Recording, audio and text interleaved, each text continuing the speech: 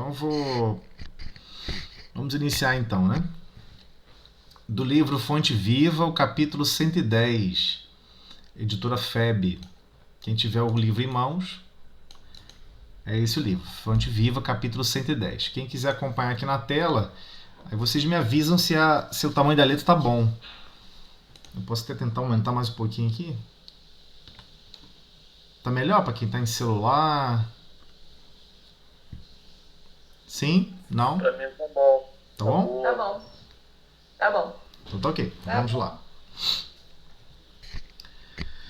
Vigiai e orai, para não cairdes em tentação. Está no Evangelho de Mateus, capítulo 26, versículo 41.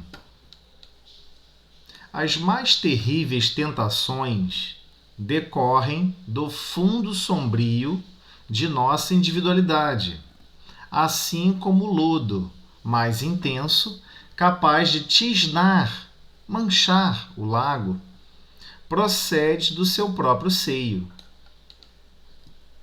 Renascemos na Terra com as forças desequilibradas do nosso pretérito para as tarefas do reajuste. Nas raízes de nossas tendências, encontramos as mais vivas sugestões de inferioridade. Nas íntimas relações com os nossos parentes, somos surpreendidos pelos mais fortes motivos de discórdia e luta.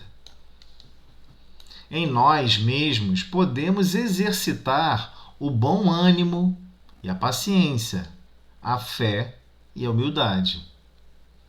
Em contato com os afetos mais próximos, temos copioso, rico material de aprendizado para fixar em nossa vida os valores da boa vontade e do perdão, da fraternidade pura e do bem incessante. Não te proponhas, desse modo, atravessar o mundo sem tentações. Elas nascem contigo, assomam, surgem de ti mesmo e alimentam-se de ti, quando não as combates dedicadamente, qual lavrador sempre disposto a cooperar com a terra da qual precisa extrair as boas sementes. Caminhar do berço ao túmulo sob as marteladas da tentação é natural. Afrontar obstáculos, sofrer provações, tolerar antipatias gratuitas e atravessar tormentas de lágrimas são vicissitudes, esse conjunto, de adversidades lógicas da experiência humana. Entretanto, lembremo-nos do ensinamento do Mestre, vigiando e orando para não sucumbirmos às tentações, de vez que mais vale chorar sob os aguilhões da resistência que sorrir sob os narcóticos da queda. Essa página é fantástica. Eu adoro essa página. Eu lembro dessa página do Fonte Viva. A gente já demos algumas voltas, como página de abertura Fonte Viva, e esse capítulo 110 sempre foi um capítulo emblemático. Todos adoram falar sobre essas questões de orar e vigiar, só que cada um busca interpretar de um jeito um tanto quanto adverso, e Emmanuel nos brinda com uma explicação muito bela.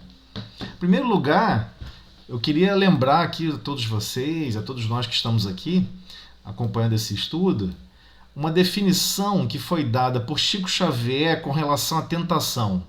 Uma vez, eu não me recordo onde está escrito isso, peço perdão a vocês, eu não tive tempo de... Lendo agora eu lembrei, depois eu tento resgatar. Não sei se é Lindos Casos de Chico Xavier, não sei de qual livro que tem essa passagem. Alguém chega para Chico e pergunta: Chico, explica para gente, Chico, o que é a tentação? E foi brilhante a resposta dele. Ele falou assim: gente, tentação é igual quando você está correndo, fugindo de um cão feroz. Fugindo, o cachorro está quase te mordendo, mas você está doido que ele te morda. Vai, morde, morde, por favor. Eu achei uma definição brilhante, porque ele deixa claro, né? Tem horas que a gente tem aquele vislumbre de querer correr da tentação, mas tem hora que nós estamos enfeitiçados, apaixonados pela tentação, né? Eu acho uma forma muito didática de explicar esse termo, tentação, porque o termo fica bem difícil de entender aqui. Então, quando ele coloca pra gente as mais terríveis tentações decorrem do fundo sombrio de nossa individualidade, isso é um pouco até meio que óbvio, né?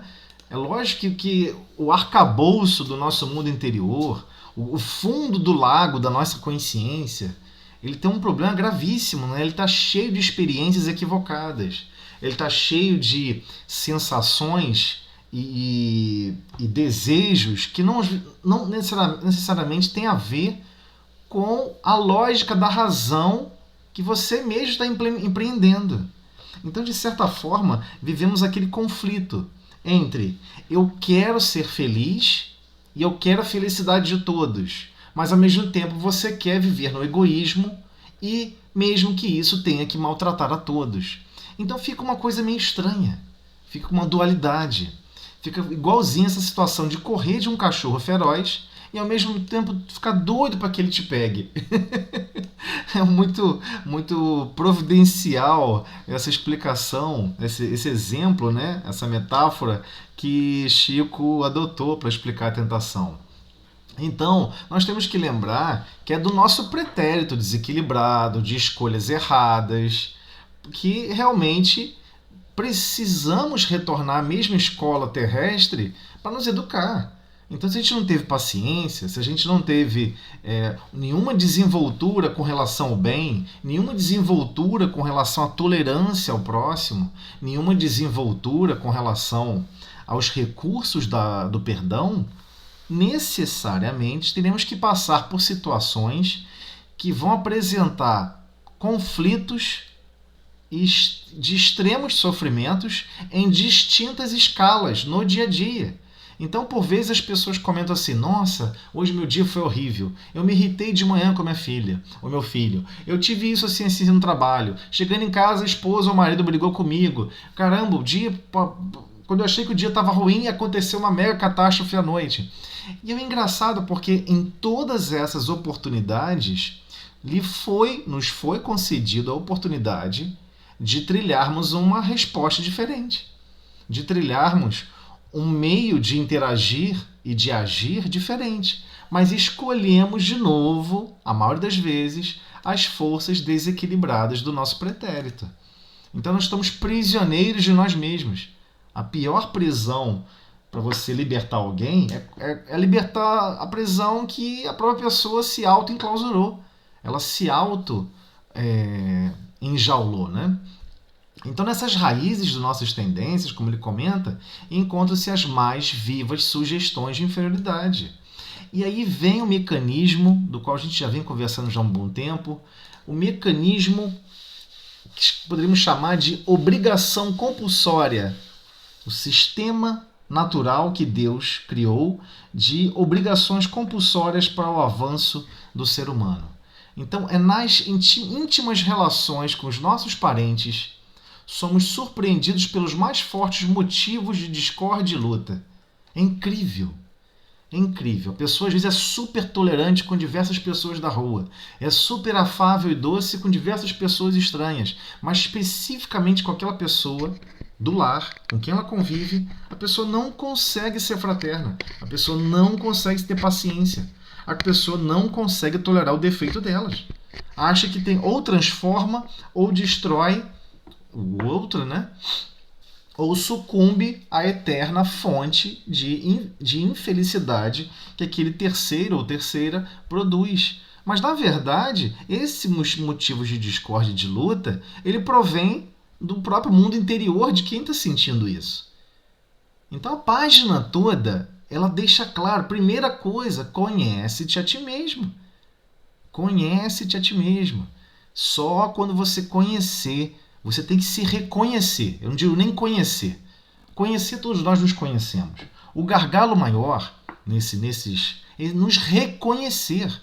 Você reconhece que com Beltrano, com fulano, Beltrano, enfim, você tem uma reação adversa que não é natural, que não é afetivamente fraterna, que não é afetivamente bondosa e carinhosa. É possível perceber isso? E é possível perceber que isso domina a sua conduta com essa pessoa? É estranho, porque por vezes a gente fica fantasiando explicações menos de assimilar a verdade. Temos deficiências em perdoar, temos deficiências em tolerar a imperfeição do outro. Então ele deixa bem claro, e aí ele bota uma frase belíssima. Emmanuel botou uma frase belíssima nesse trechinho aqui. Ó. Em nós mesmos podemos exercitar o bom ânimo. O bom ânimo que ele está querendo dizer aqui é a boa vontade. É a boa vontade no sentido de vontade real. Eu tenho a vontade real de praticar o bem. Eu tenho a vontade real de produzir a paz. Eu tenho a vontade real de ser um pacificador. Eu tenho a vontade real de ser muito melhor do que eu sou. É esse bom ânimo que ele está querendo dizer. Em nós mesmos, podemos exercitar o bom ânimo e a paciência. A fé e a humildade. A fé em que sentido? A confiança. Fé aqui de fidelidade, fidelidade, confiança. É uma relação de confiança. Eu confio que Jesus está me auxiliando e Deus está me fornecendo ambientes e situações, igual um grande teatro, para que eu possa exercitar o quê? O bem. Para que eu possa... Peraí. Eu já tenho muita experiência no mal. Como é que eu posso fazer um exercício do bem? Por isso que ele associou o bom ânimo com a paciência. Como é que você vai ter boa vontade, querer alguma coisa, se você não tem paciência para guardar o retorno? Como é que você vai ter confiança em alguma coisa, confiança em Deus, confiança que você precisa aprender a exercitar o bem, se você não tem humildade para exercitar o bem? Humildade em que sentido? Todos nós temos um problema grave. Nós não podemos nos melhorar em algo que nós não acreditamos que precisamos nos melhorar. Por exemplo, é muito raro você ver alguém ir treinar, bater falta de futebol, dando um exemplo físico, e treinar escalas no violão, se ele já acha que ele já sabe e domina. Ele não vai treinar mais, ele vai estagnar. O pré-requisito para evoluir em qualquer coisa é humildade. Se você não tiver humildade, você já acha que já sabe. E se você já tem a certeza que você já sabe, como é que você vai melhorar alguma coisa que você já acha que já está em plenitude máxima? Você não vai melhorar nunca. Então ele está deixando bem claro, exercitar o bom ânimo e a paciência. É no mundo interior, na casinha dos seus sentimentos. Naquela casa dos seus sentimentos. Eu vou manter um padrão de paciência e boa vontade, bom ânimo, ou seja, eu desejo realmente, com todas as minhas forças, ser um ser humano mais fraterno, ser mais bondoso, ser mais caridoso, e eu tenho certeza que vou ter que ter paciência, porque eu vou falhar. Tem uma hora que eu vou tentar falar com bondade e vou falar com ar de crítica e destrutiva. Tem uma hora que eu vou querer ajudar e eu vou piorar a situação. Por isso que está associando bom ânimo e a paciência. Mantenha a vontade de querer se melhorar, sabendo que você vai tentar se melhorar tropeçando, fazendo um monte de bobagem, fazendo um monte de impropérios, falando sem afabilidade, sem doçura. Nós já descobrimos isso, né? No capítulo do Evangelho segundo o Espiritismo, afabilidade e doçura, nesse item, ele deixa claro, afabilidade e doçura são consequências naturais da benevolência. Então, o que ele está querendo falar aqui? Em nós mesmos, lá dentro de nós, em nós mesmos, na nossa consciência, se nós aplicarmos o bom ânimo e a paciência, nesse sentido, porque vamos ter vontade de praticar o bem e vamos errar. Vamos ter vontade de praticar o bem, vamos errar, vamos ofender. Aí esse processo vai se melhorando, é um exercício. É um exercício como qualquer outro de habilidade da face da Terra. E a mesma coisa a fé e a humildade. Como é que você vai desenvolver confiança? Confiança todo mundo sabe que é um motivo de relação. Isso se constrói com os anos. Você confia em fulano? Olha, eu confio. Por que você conviveu? Por exemplo, quem já fez alpinismo ou gosta de escalar alguma coisa, enfim. Você vai escalar uma pedreira com alguém que você não conhece? Nunca! Nem um cara que é profissional, nem um alpinista profissional faz isso. Porque você tem que ter uma relação de confiança com a pessoa. Porque ela vai avançar 10, 12 metros à frente e você está descansando e travando a corda, que se ele despencar, você segura. Você é o contrapeso do outro. Depois você avança mais 20 metros e o outro está parado, te aguardando. E vão assim, cada um vai avançando um trecho e os dois vão completando o trajeto. Então, fé, confiança que você vai conseguir progredir requer humildade. Senão você não quer progredir em nada, você já progrediu em tudo. Olha, isso aqui é o máximo de palavras bondosas que eu posso falar com o Beltrano. Por quê? Porque é o máximo, não posso gastar muito com ele não, senão ele fica mal acostumado. Cadê a humildade nisso? Não tem humildade nenhuma. Porque a ausência de humildade torna a cada um de nós exímios julgadores e condenadores de tudo e de todos. De tudo e de todos. Daqui a pouco você está condenando a chuva, está condenando o sol, está condenando o planeta, condenando todos os outros seres humanos, que são o quê? Obras do Pai. Você está condenando a obra de Deus. Está condenando tudo, porque você não tem humildade. Sem humildade, não tem como se desenvolver a fé. É impossível sem humildade. E nesse aspecto que ele está falando. Mas ele está dizendo que tudo isso é possível fazer o quê? Em nós mesmos. Isso que é muito bonito aqui. Ó. Em nós mesmos. Você não precisa de ninguém. Você não precisa de... Não, peraí, eu preciso de uma lancha, um iate, né? E uma ilha deserta. Não, você não precisa de nada disso. É você, de si para consigo. Você com você mesmo, desenvolvendo o seu ânimo e sua paciência, ou seja, a sua vontade de querer melhorar, querer progredir e a paciência de aguardar os tempos e os exercícios. Então ele continua, em contato com os afetos mais próximos, temos rico material de aprendizado.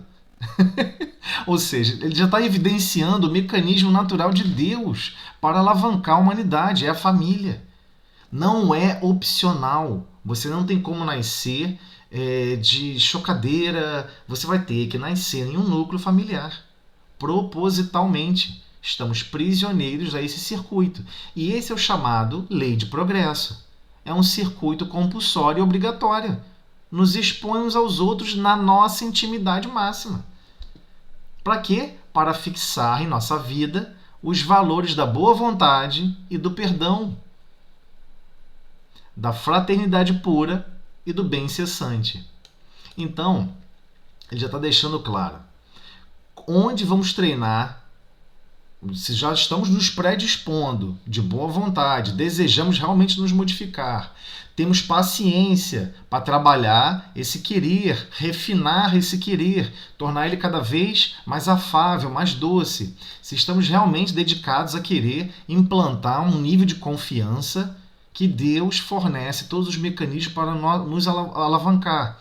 E temos humildade para aceitar todo o aprendizado que eles estão nos solicitando. Então, é óbvio que vamos dilatar os valores da boa vontade, por causa do bom ânimo, e do perdão, por causa da paciência. Como é que você vai exercer paciência se você não desenvolver o perdão? Pessoas terão que te perdoar à sua volta porque você vai estar tratando de forma não afável, não cortês, não carinhosamente, e vai te perdoar. E vice-versa, você também vai ter que perdoar essas pessoas. E, igualmente, a fraternidade pura e do bem incessante. Vamos desenvolver essas qualidades de fraternidade pura e do bem incessante, mas é um exercício. Então, vão ter hora que vamos conseguir fazer 10% do tempo. 10% de uma hora. Vamos lá, né? 6 minutos. 60 minutos, 10%, 6 minutos. 6 minutos você vai conseguir ser uma pessoa com pura fraternidade e bem incessante. Os outros 54 minutos não. Você não vai conseguir. Daqui a pouco sai de 10%, vai para 20%. Quando tu vê, está em 50%. 30 minutos sim, 30 minutos não. Agora, é uma meta. Você tem que se forçar e se estabelecer metas. esse seu bom ânimo. O meu desejo central é desenvolver a fraternidade. O meu desejo central é desenvolver o bem incessante. E tem que percorrer atrás disso. Quando estabelecemos essas metas com relação aos bloquinhos de Lego da essência material, a gente não consegue os objetivos? Então, por que não o mesmo com relação aos valores eternos da alma, né? Então, não te proponhas desse modo atravessar o mundo sem tentações. É óbvio que você vai ser tentado, porque você mesmo pediu isso. Olha, eu quero nascer em um lugar onde você é desafiado com relação à paciência. Eu quero nascer em um lugar onde a estabilidade familiar vai estar em xeque. Tudo vai estar desmoronando. E eu vou estar sempre tentando trabalhar na reconstrução. E meu mundo interior vai estar sendo o quê? Sofrendo tentações de jogar tudo pro alto ou não, de agir com brandura, com paciência, com humildade ou não. Somos tentados. É essa grande vertente que a gente não gosta de aceitar. Mas no fundo, nós mesmos pedimos esses tipos de teste. Então, elas nascem conosco, né? Nascem contigo. Assomam-se, ou seja, surgem de nós mesmos e alimentam-se de ti quando não as combate dedicadamente. É igual o lavrador. É óbvio que o lavrador, ele está lá naquela situação de diversas sementes, ele sabe que quando ele plantar, vai levar meses para aquele arbusto crescer, você não vai escolher a semente, não? Você não vai escolher a semente, vai jogar qualquer uma. Você sabe que você vai jogar aquela semente e vai ter que ficar regando, cuidando, e não vai ter... Ou seja, você tem certeza que você não quer jogar a semente da sua disposição, de bom ânimo, de boa vontade, de inteligência, de todas as suas capacidades em aprimorar o seu mundo íntimo e o de todos que estão à sua volta. Você não quer pegar o melhor dessa semente, não. Tem certeza que você quer ficar com as picuinhas loucas do dia a dia? Eu gosto do pano de prato assim, a toalha tem que ser esticada, não sei o que tem que ser perfeito. Não sei... E esses fatores externos que nós utilizamos como acessórios para causar distúrbios, problemas, por falta de tolerância com o próximo, é que vai se tornar o carro-chefe e não a semente principal que nós viemos trabalhar. Então temos que tomar muito cuidado com isso. Por quê? Vamos caminhar aqui do berço ao túmulo sobre marteladas da tentação. E ele coloca, é natural. E se não for assim, você não está vivendo a vida. Você está simplesmente à mercê da correnteza. Você não está vivendo absolutamente nada. Alguma coisa te contraria, você se livra daquela coisa. Alguma coisa te causa sofrimento, você se livra daquela coisa. Então a gente sempre utilizou durante muito tempo a chamada solução trivial. É só você igualar a zero. Alguma coisa te aborrece, livre-se dela. Alguma coisa te chateia, livre-se dela. Iguala a zero. Só que acontece, você não consegue viver a função e as equações do seu mundo íntimo no cenário da vida. No lado positivo do gráfico. Ou seja, falta de treinamento, falta de habitar esse local do gráfico positivo e viver a função que não é igual a zero. A função dá resultados diferentes de zero. Então temos que ter essa capacidade de sair do zero. Tudo igualar a zero. Então vamos afrontar obstáculos, sofrer provações, tolerar antipatias gratuitas e atravessar tormentas de lágrimas. Porque são as vicissitudes, são as adversidades do planeta. E é para isso que existe. Não existe progresso sem dificuldade. Não tem jeito. Só existe esse caminho. É claro que a Terra, o planeta Terra, não é só isso. É óbvio que não. Tanto é que no próprio lar vão nascer adversidades, mas ao mesmo tempo vão nascer o quê? Grandes amores, grandes amigos, grandes pessoas que são conhecidas há milhares de anos. Centenas de anos, no mínimo. Então, quando Jesus comenta, lembremos-nos do ensinamento do Mestre, vigiando e orando, para não sucumbir às tentações, de vez que, é aqui muito linda essa frase, mais vale chorar sobre os aguilhões da resistência. Os aguilhões da resistência. Que resistência é essa? A sua resistência. Você está resistindo. A pessoa te ofendeu e você fica chorando ofendido, mas você não responde. Você está ali, aguilhões, né? Aguilhões são os algemas. Você está ali prisioneiro na sua resistência. Eu não vou ofender a pessoa. Eu estou me sentindo magoado, eu estou me sentindo triste, mas eu não vou responder. Eu não vou ofender. E você resiste ao máximo. Por quê? Porque é muito melhor do que sorrir sobre os narcóticos da queda.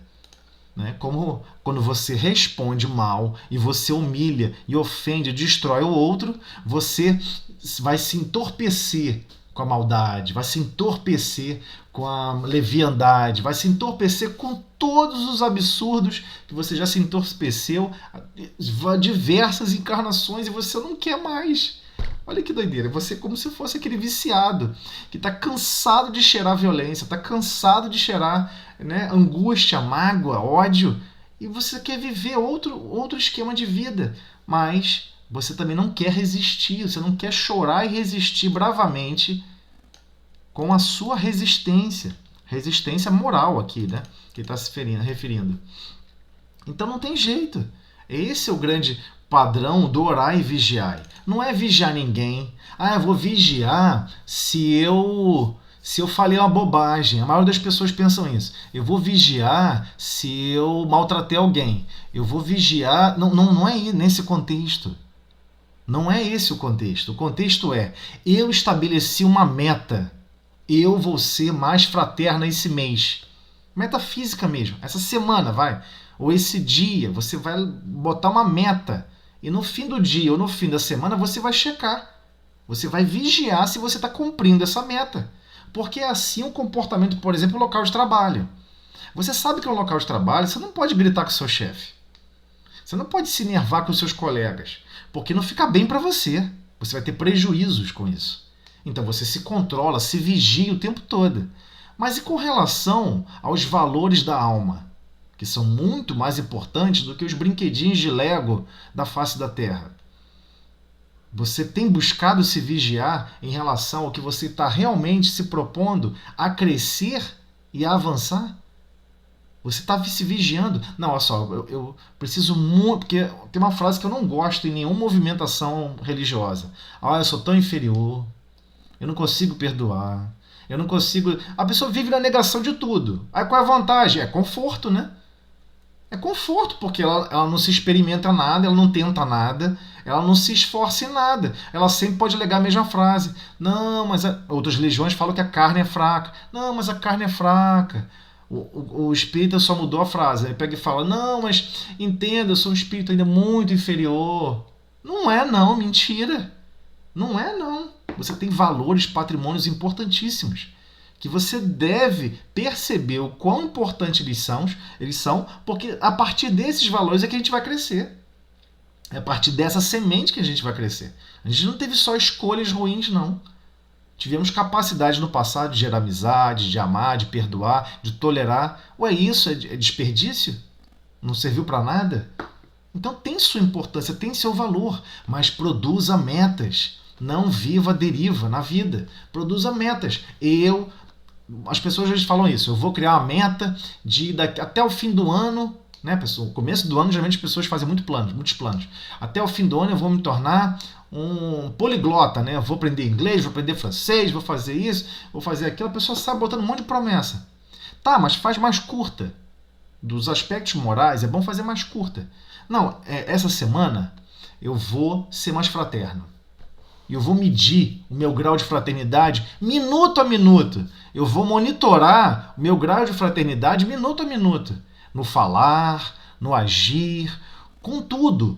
Com o reino mineral, com o reino vegetal e com o reino nominal. Como que eu vou interagir com isso tudo? Eu vou fazer o melhor possível que está à minha disposição. Mas fazemos isso? Porque é esse o vigiar que Emmanuel tentou esclarecer para a gente. Você cria uma meta e você busca essa meta, porque está em nós mesmos, como ele colocou aqui. Em nós mesmos podemos exercitar o bom ânimo, a paciência, a fé e a humildade. Então os recursos já estão em nós. Ah, mas a minha vontade é muito limitada. Mentira. Você teve vontade de reencarnar e reencarnou. Você teve vontade de acordar e acordou. Você teve vontade de crescer como pessoa, em conhecimento, em recursos, e você cresceu. A gente só não gosta de admitir, porque quanto mais a gente admite, aumenta a nossa responsabilidade. Mas crescemos esses recursos. Então, cabe a cada um de nós agora desempenhar com consciência e não mais pelos constrangimentos da lei de progresso. Nos laços de família é por constrangimento que a gente evolui. Gente, podemos agora ficar cada vez mais conscientes e pensar minuto a minuto do nosso dia. Peraí, no local de trabalho eu vou ser mais bondoso, eu vou ser mais fraterno, eu vou ser mais paciente. No convívio com os objetos de louça que me irrita, que eu fico zangado. Peraí, tá errado isso. Quem produziu a louça não tem essa culpa. O desperdício de água, de sabão, enfim, de detergente e tudo mais, todos os equilíbrios que nós executamos, ninguém tem culpa disso pelo meu desequilíbrio de falta de paciência. Eu tenho que ser mais paciente com essas tarefas. E aí você anota. Olha, eu cheguei em 0, agora eu quero chegar em 50% a mais de paciência. Mas se não plantarmos metas, não temos que vigiar. Você só quer vigiar se você está igualando a 0 ou não. Mas se você não implantar metas, como é que você vai bater a meta?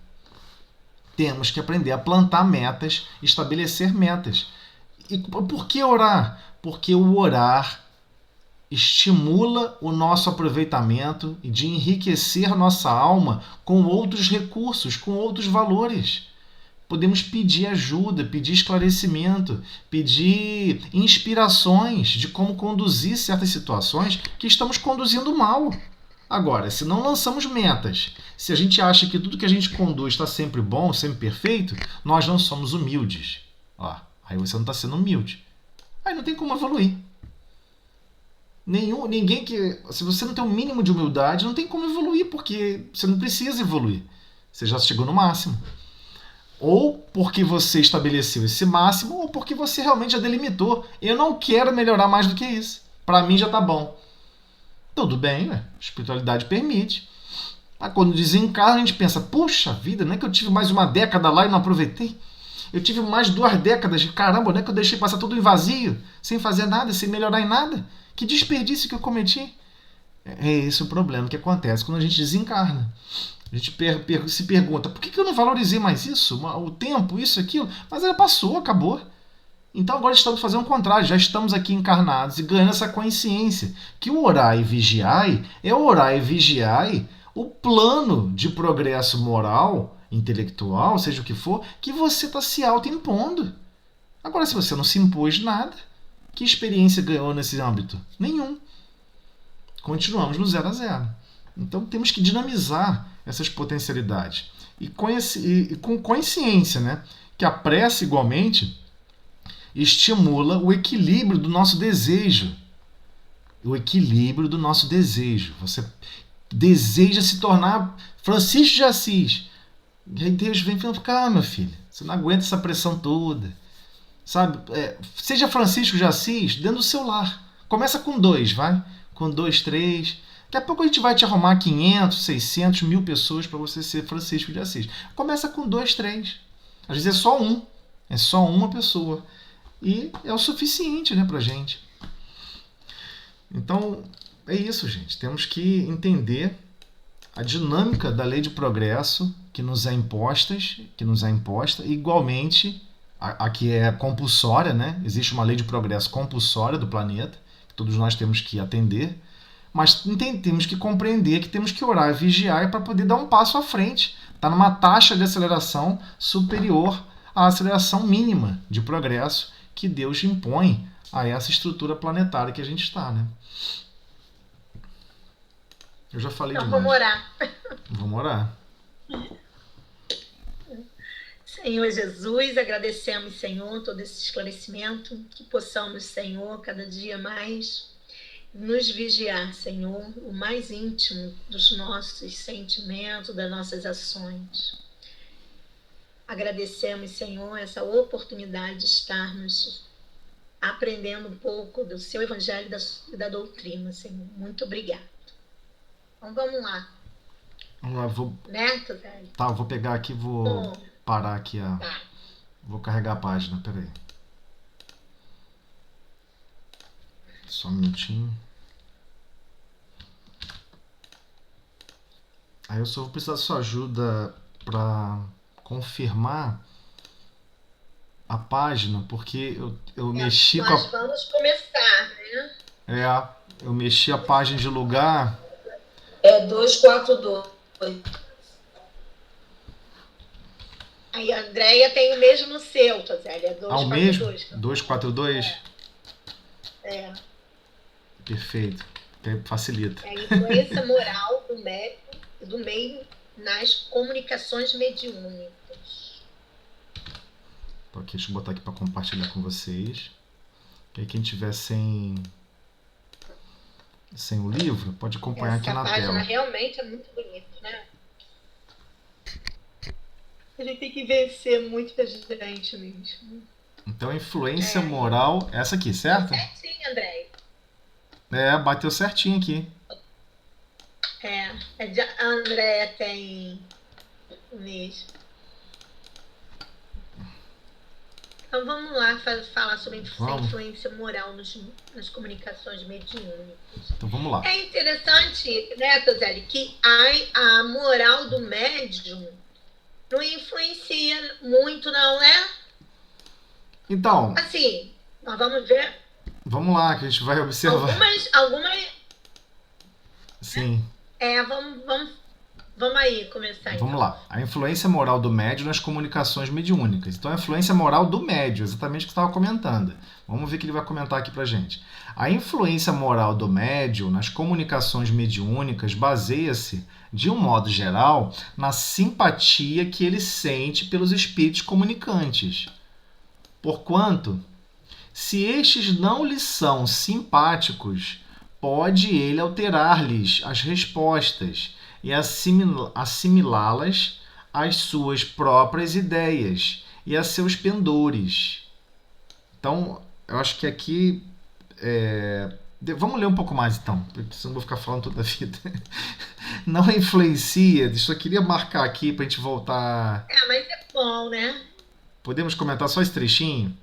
Porque só para entender... Só para a gente entender em que sentido que ele está falando sobre da influência, né? Algo que a gente tem sempre que desenvolver e que Kardec bate o livro inteiro. Kardec bate isso no livro dos médiuns continuamente. O médium, por exemplo, vai se comunicar um médium suicida, vai se comunicar um espírito suicida. E o médium tem aversão ao suicida, ele odeia, tem raiva de quem já se suicidou, ou ele já passou por um drama desse. É natural que o médium, de forma inconsciente, ele vai hostilizar a comunicação. Ele vai atrapalhar. Não estou falando de comunicação por escrito, não. Estou falando na psicofonia. Ele não vai permitir que o pensamento flua livremente. Entendeu? Ele vai atrapalhar. Ele vai atrapalhar literalmente a comunicação. Entendeu? Eu confundi quando eu comentei sobre a influência moral. Não é a influência moral, é a questão de superioridade do médium em relação a ser muito primitivo, muito em relação ao conhecimento. Não, também pode acontecer. Por exemplo, vai que o médium tem um preconceito contra preto velho. Eu não sei. Ou vai que ele tem preconceito com quem é da área religiosa, catolicismo. O preconceito é que você tem um conceito concebido anteriormente. Por isso que Kardec bateu tantas vezes e vai bater de fora a fora no capítulo 4 dos sistemas, que é o sistema de opiniões. Cuidado com as opiniões que você tem fixas, porque na mediunidade, certamente você vai se debater, né? Vai estar em contato com outra fonte de pensamento que pensa contrário a você. Como é que vai ser? Se sua missão é auxiliar na fluidez máxima do pensamento do irmão, para que ele possa se expressar as mágoas, expressar o que ele quiser falar, você vai tolir, você vai alterar, como ele está falando aqui, você vai alterar. Só pegar aqui de novo, aqui a mãozinha aqui, que eu esqueci o atalho. Ele vai alterar, pode alterar-lhes as respostas e assimilá-las às suas próprias ideias e aos seus pendores. Por exemplo, já aconteceu muito em mesa mediúnica, a pessoa só quer receber mensagem psicografada de espíritos superiores. A pessoa, sei lá, cismou com isso. Ela acha que ela tem que ser um vaso divino. Só quem vai se comunicar através desse vaso divino vão ser seres de luz.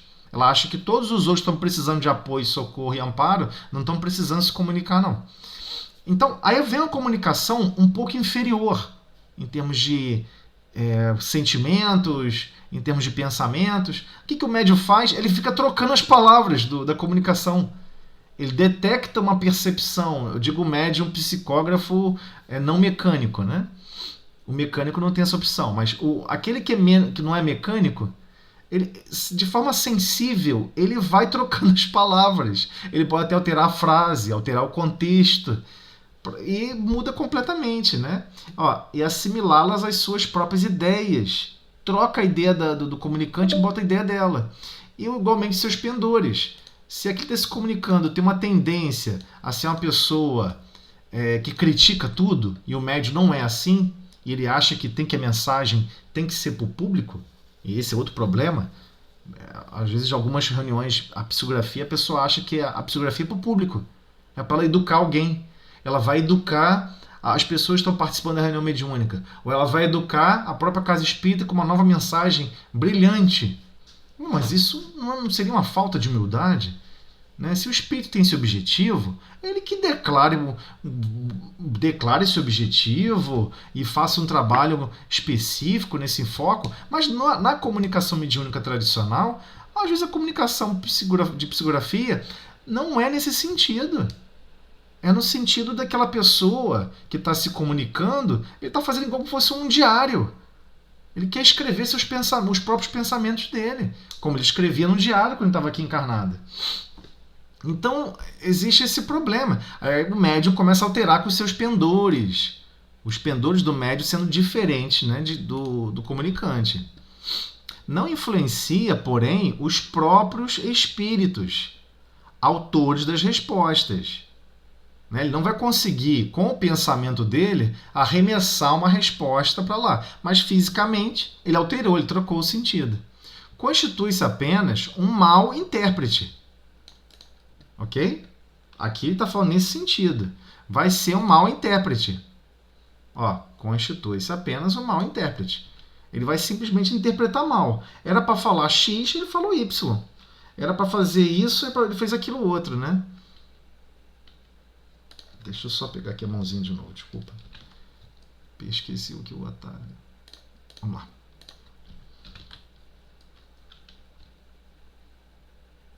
Vamos lá.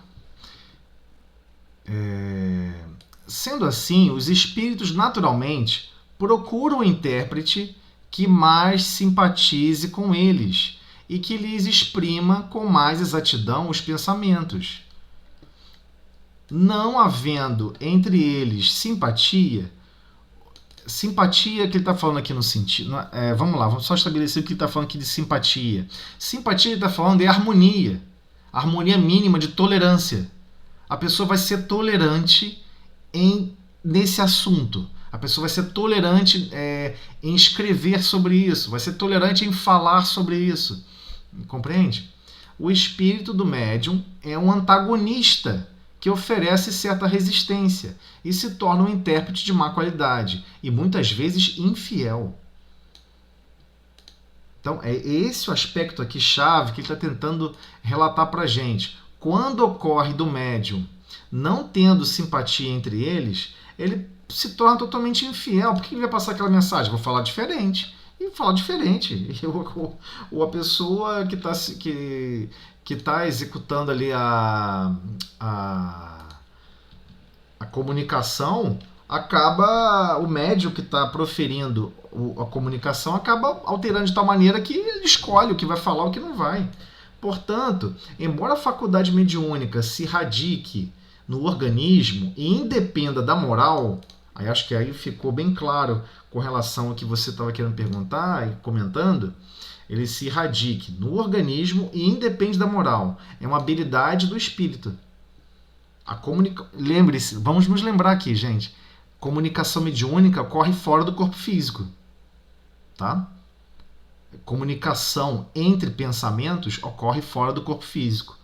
Então, por exemplo, você está numa estação de um certo local e você tem que se comunicar com outra estação que está num local de muito distante ou numa frequência vibracional distante, ou seja, totalmente distinta da sua frequência vibracional, você precisa de um mecanismo de intercomunicação entre planos. Existem mais planos, né? Além do plano físico e de quem está desencarnado. Então, voltando a esse aspecto. Portanto, embora a faculdade mediúnica se radique no organismo e independa da moral, o mesmo não se dá com o seu uso, que pode ser bom ou mal, conforme as qualidades do médium. Então ele não está falando aqui da moral do ponto de vista se a pessoa quer fazer para o bem ou para o mal, entendeu? Ele independe da moral. Então, o que ele está querendo dizer com isso? Uma pessoa até que pode ser até um criminoso, um malfeitor. Ele pode receber uma informação de paciência, de paz, de amor, de bondade, por que não? Ele pode ser veículo desse tipo de comunicação. Conhecemos diversas situações de médiums que está na literatura e que está até inclusive no meio midiático aí, né? João de Deus. A pessoa abusou sexualmente de um monte de gente. O que isso tem a ver com a mediunidade e com o espírito comunicante? Zero. O que isso tem a ver com o trabalho executado pela espiritualidade? Zero. Se ele tivesse mediunidade aflorada ou não, ele estaria fazendo a mesma coisa que as tentações que estão inerentes à sua experiência encarnatória submete ele e que ele pode não dar vazão a isso ou não. Então, o ambiente psíquico dele não tem nada a ver com a comunicação mediúnica em si, porque a comunicação mediúnica em si é o ambiente psíquico de terceiros.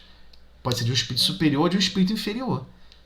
Então esse que é o grande problema, que as pessoas ficam assim, nossa, vai existir um grande apoio, um grande socorro espiritual, né, uma grande comunicação maravilhosa por esse médium, porque essa pessoa é pura, essa pessoa é maravilhosa. Não há necessidade disso, senão estaremos dizendo que o mecanismo que Deus, que Jesus, aliás, né, amando de Deus, né, está promovendo na Terra é seletista, é seletivo. Vamos terminar esse comentário na próxima, no link agora que eu botei, ó, na outra sala. A gente já vai vencer essa daqui.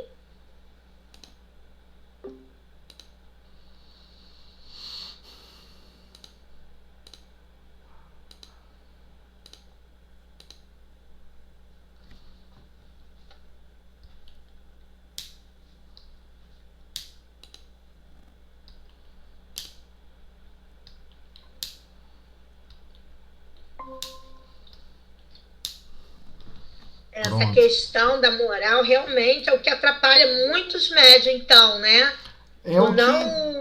É o que torna algumas comunicações até impossíveis de ocorrer. Né? A gente já. Deixa o pessoal chegar que a gente comenta melhor. O pessoal está retornando para a sala. Porque aquilo, se você não vencer uma questão moral, aí, como aconteceu com o médium, né, o que você mencionou, falha, né? Não, com certeza. Também acontece o contrário, tá? O inverso também acontece. O espírito que está para se comunicar não tolerar as expressões psíquicas do veículo que vai proceder à comunicação. Pode acontecer. Aí o espírito aproxima-se para ter a comunicação e ele não quer falar nada porque ele acha um absurdo ter que falar com a pessoa que... Por aquele médico que ele não considera o nível dele, né? Por exemplo, eu vou falar através de uma médium que perdoa o marido. Poxa, e eu odeio meu marido e não perdoo ele. O espírito que está para se comunicar, de repente trava e não quer falar. Porque ele, entendeu? Ele detecta uma contrariedade natural para ele mesmo. Olha como é que o processo de comunicação mente a mente é bem complexo, né? É igual você estar numa conversa. A gente confunde as coisas, mas o ambiente psíquico mediúnico é igual de uma conversa. Imagina que você vai conversar com alguém e você vai lá para falar mal do seu marido ou da sua esposa, não importa. E aí a pessoa vai tentar te convencer Porque no fundo, uma acredita que tem que lutar por alguma coisa e a outra acredita que você tem sempre que baixar a guarda e perdoar. É incompatível. A conversa é incompatível. Quando você vai reclamar com alguém, a maioria das vezes você vai para que a pessoa bata a palma e jogue mais lenha na fogueira. Se você começar a falar, não, mas o importante é perdoar, né? Não podemos agir assim. Mas e o seu mundo íntimo? O seu mundo íntimo vai ficar ferido se você tentar ferir ele. O seu mundo íntimo, ou vice-versa, né? Ou ferir ela, né? Você não acha que é adequado você falar com mais brandura, com mais, né, benevolência, com mais afabilidade, com mais doçura? Isso está te fazendo mal. Tem que contornar esse problema de outra maneira. A pessoa não quer conversar. Pô, então você quer perdoar? Eu quero. Entendeu? Acontece dos dois lados, dos dois extremos. E é por isso que tem certa. Tem médios que detectam assim. E isso acontece entre encarnados e encarnados. Exatamente. Por isso que eu tô falando. Se acontece em roda de conversa de encarnado para encarnado, vai ocorrer em comunicações diversas. Então, por isso que os espíritos superiores, quando tentam enviar pensamentos para a gente de bondade, de carinho, de renúncia, a gente não aceita. A gente fica assim, como assim? Que renúncia o quê? E a minha felicidade? Que renúncia o quê? E o meu amor próprio? E aí começa, entendeu? A atmosfera mental de cada um tem seus vulcões. Aí você está acreditando que, por exemplo, o espírito superior vai ficar lutando contra o vulcão que deseja jogar larva? Ele espera acabar a larva. Quando acaba a larva, aí ele manda mais inspirações. Então, a mesma coisa acontece do ponto de vista de comunicação mediúnica. Quantos médios relatam isso no fim da reunião? Olha, tinha alguém aqui para falar, mas não falou, estranho, não quis falar. Não estou botando a culpa no médio, não. Entenda que eu estou tentando explicar que é o contrário, é o inverso. A resistência pode ser do próprio espírito. Ele detecta que aquela pessoa, nossa, renunciou a um monte de coisa. Você detecta, você está ligado mente a mente. Como você acaba comparando, da mesma forma que alguns pensamentos, lembranças do espírito desencarnado, ele detecta, ele também detecta um pouquinho da sua experiência. E ele fica assim... Por isso que ao longo da nossa vida, algumas pessoas passam e vão embora. Sim, por falta de afinidade com as metas e os projetos morais que todos nós temos. Tem vezes que nós temos projetos que é totalmente diferente do que outra pessoa quer, ué. Aí você vai fazer o quê? Vamos supor, você tem um cônjuge que quer beber e cair, quer ir pro bar, beber e cair. E a alegria dele é ir pro bar, beber e cair. Aí a pessoa pega e fala, se você não for pro bar comigo, beber e cair, eu não sou feliz. Aí você fala, poxa, amigo, desculpa, você vai ficar infeliz, porque eu não vou pro bar, beber e cair com você. Você tá entendendo? Existe um limite. Aí cada um segue seu destino, isso é inevitável. Inevitável. Como também é inexorável. A marcha do progresso, ela é de mão dada com aqueles que querem para o mesmo norte. Se a pessoa quer ir para o sul, chega uma hora que tem um limite. Não é possível mais, entendeu? Então, do ponto de vista de comunicação, então independe, é uma coisa orgânica. A mediunidade é uma alteração que é feita diretamente no perispírito, nos é capacitado as potencialidades da mediunidade. É permissão, tem permissão, tem uma outorga, uma autorização para que a gente possa exercer a mediunidade, não é bagunça. Ainda mais a mediunidade ostensiva. Então, ela está sendo alterada no seu próprio organismo, físico, perispiritual e principalmente a parte psíquica, já que o processo de comunicação é mente a mente. Agora, independe da parte moral. A pessoa pode ser um assaltante, um assassino, e ele pode ser um grande médium. Ele pode ser um estuprador, violentador e um grande médium. Não muda nada. Talvez aqueles que têm mais experiência e mais problemas de tentações em relação a certas atividades, ainda mais ele precisa da mediunidade. Esse é o aspecto fundamental que ele está querendo dizer aqui. Que não é cerceado, não é separado. Olha, só os bonzinhos vão ter mediunidade, tá? Isso está querendo dizer no final. Isso não é verdade. Todos possuem mediunidade. Em larga escala. Bons e maus. Alegres e tristes. Felizes ou raivosos. Não importa. A mediunidade é para todo o rebanho. que Jesus está fornecendo essas possibilidades. Então, ele mesmo comenta, né? Portanto, embora a faculdade mediúnica se radique no organismo e independa da moral, o mesmo não se dá com seu uso. O uso que você vai dar dessa mediunidade, que pode ser bom ou mal, conforme as qualidades do médium. Então, por exemplo, já conhecemos na história da humanidade diversos médiuns que se debruçaram em ficar predizendo resultados de guerra, resultados de batalhas. E a maioria deles acertavam. A maioria acertava. O próprio Sócrates foi se consultar com uma pitonisa. Quem era a pitonisa? Uma médium, acho que todos vocês devem recordar, uma médium que tinha uma cobra, uma piton, né? Uma cobra da espécie piton, em que essa cobra fazia um barulho e a médium fazia tradução, ou seja, ela devia perceber algum pensamento, acreditava que era da cobra e repassava. Daí o nome pitonisa, porque ela está detectando um pensamento que originalmente ela acreditava ser de uma cobra. Até Sócrates foi se consultar, porque falava, Sócrates, você é a pessoa mais sábia da face da Terra. Sócrates, ele foi se consultar uma pitonisa. A pitonisa falou, olha, você é o homem mais sábio da face da Terra. E é engraçado, ele precisava ouvir essa frase, porque ele passou a se desafiar. Bem, se eu sou mais sábio, então eu vou sair perguntando para as pessoas. Eu tenho que observar o nível de sabedoria que eu tenho. E qual o resumo que ele chega? Eu sei que nada sei. Esse é o verdadeiro sábio, porque ele está disposto sempre a aprender mais. É humildade em pessoa. Era a constituição natural da alma dele. Ele era uma pessoa naturalmente humilde. Estava disposto a conversar com todos, do mais simples de rua ao mais sofisticado nas grandes escolas do pensamento da Grécia antiga, né? Então aquela questão. Em questão de moral, independente da moral, se a pessoa é médium, ela é médium. Sendo que a comunicação que vai ter uma variante aí, né? Ele pode fazer para um bom uso ou para um mau uso. Por exemplo, imagina um médium ostensivo planejando um assassinato. Quem que você acha que planeja melhor um homicídio? Um médium ostensivo ou um médium não ostensivo? Vamos fazer o jogo da lógica. É lógico que o médium ostensivo. Vou perguntar a Fátima.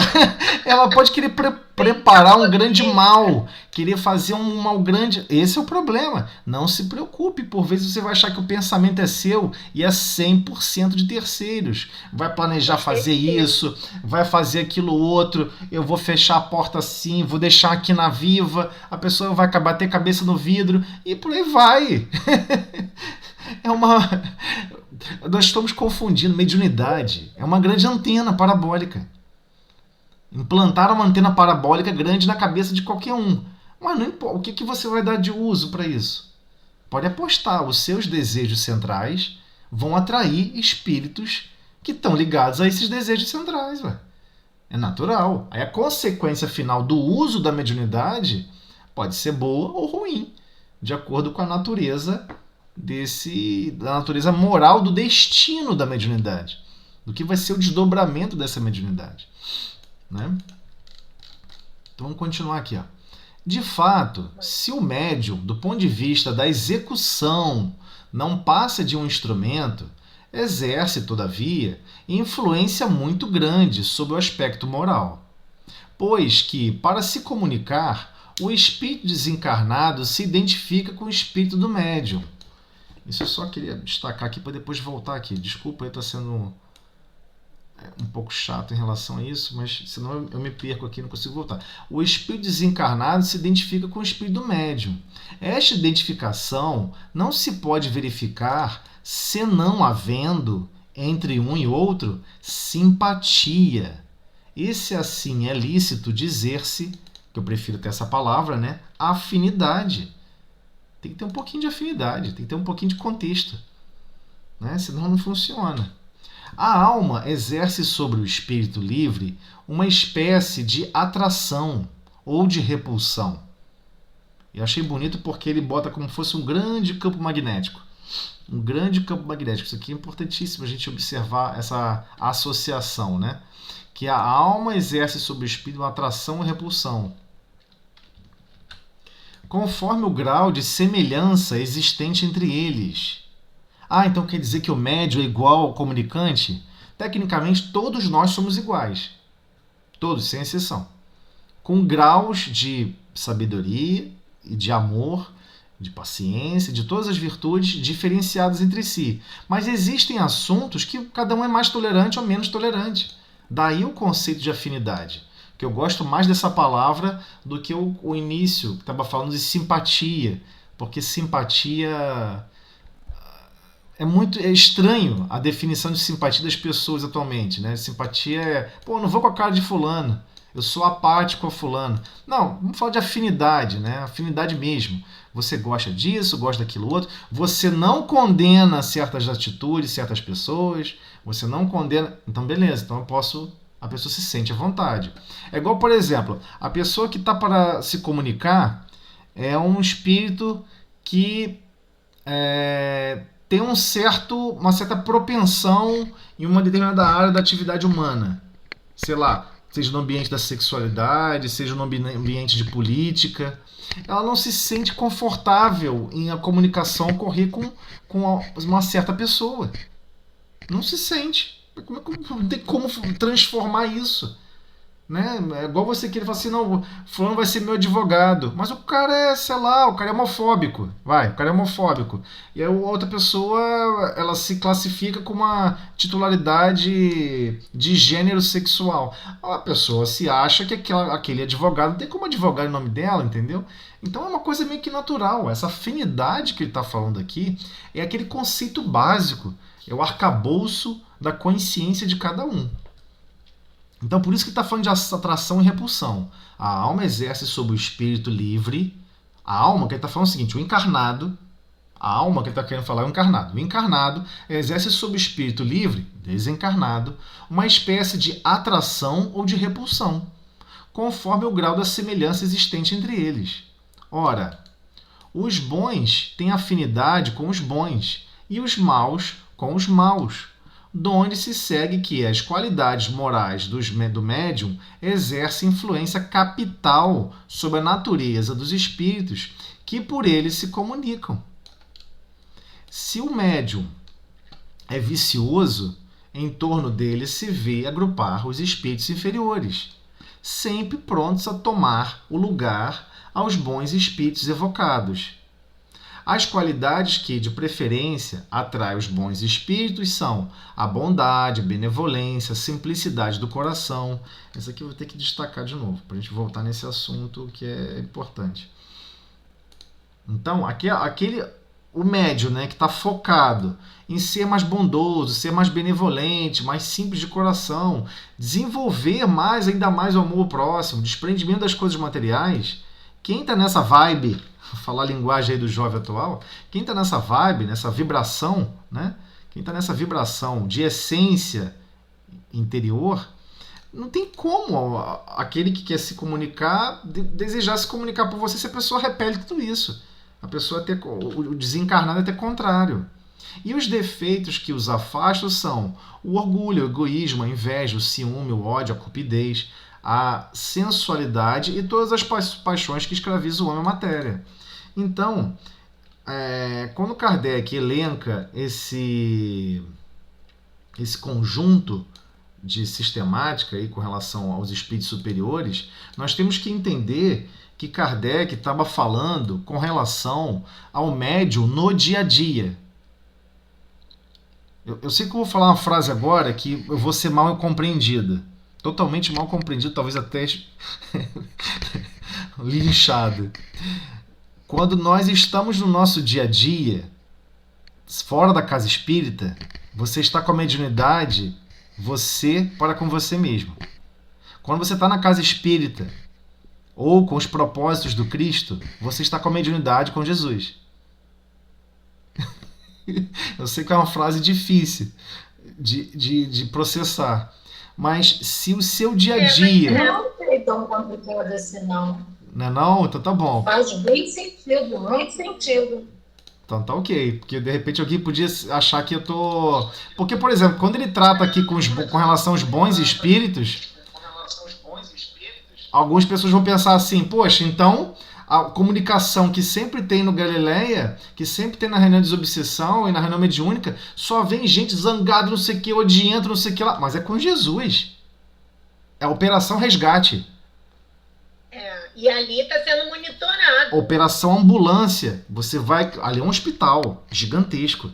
Cuida de todos que são loucos, enfermos da alma, enfermos do perispírito. Ou não, quando nós entramos ali, a gente já começa a trabalhar a nossa mente. A gente, mesmo tendo passado horrores lá antes de chegar ali, mas a gente já começa a entrar aquela frequência ali. Exatamente. Tem como não fazer isso. Exatamente, porque você já detecta que automaticamente que existe uma solicitação superior que demanda a nossa participação mental efetiva no amparar, no socorrer, porque estamos nos enquadrando ao corpo de trabalho do Cristo.